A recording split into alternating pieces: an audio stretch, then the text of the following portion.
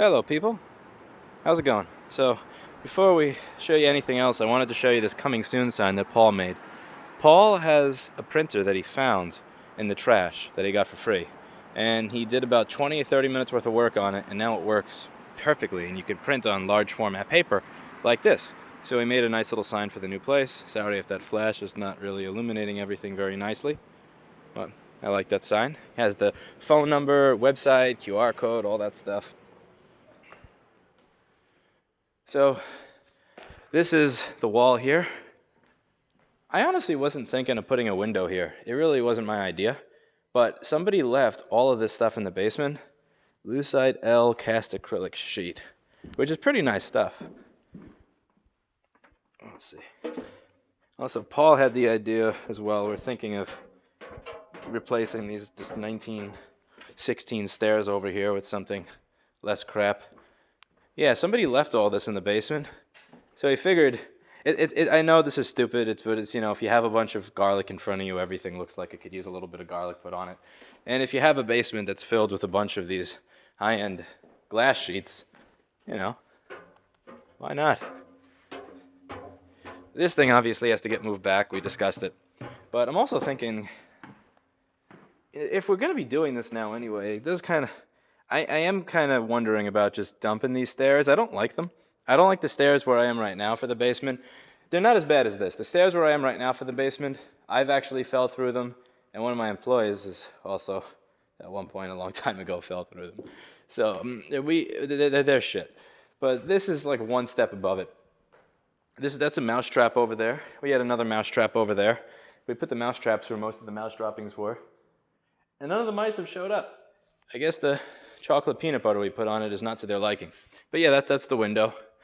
Yeah, I wasn't thinking of having a window, it's just the guy was talking about it, giving us ideas, and we had a bunch of this stuff in the basement that somebody left there, so probably gonna think that's dumb as shit, but I like it.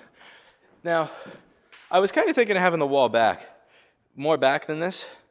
People have kind of asked, why is the wall here? Well, there's an electrical panel there. So this is kind of a cascading fail. The contractor just started putting the wall here without telling us that they were putting the wall here instead of where we thought it would go.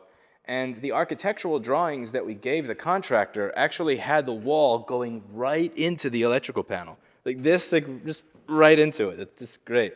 That's from the architectural firm that if I don't get my refunds very, very soon, I will be suing and naming that those are the ones that gave the wrong information on the CO, took forever to get back to us regarding colors, never got back to us regarding the CO, gave us crap drawings. Yeah, it is what it is. So, but I'll live with it. They wound up blowing insulation on the floor here. I like that they had this very, very, very cheap, considering they had to reopen stuff, but before we even said anything about what type we wanted, they go, none of the foam shit, none of the foam shit. I like that, because it means they kind of have... They're not total jackasses, which is nice. Also, a noticeable upgrade here.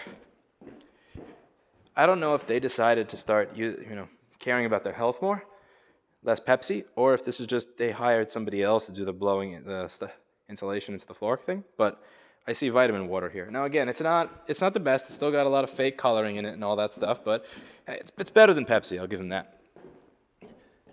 The front is not going to be any of this stuff over here. Paul wanted ceramic tile in the front because it's going to get, at the front of the store always it's going to have a lot more traffic, and when it's raining and disgusting outside, there's going to be a lot of junk here, and I didn't want to ruin any sort of hardwood floor with that. So Paul had the idea of having ceramic tile up here for the front.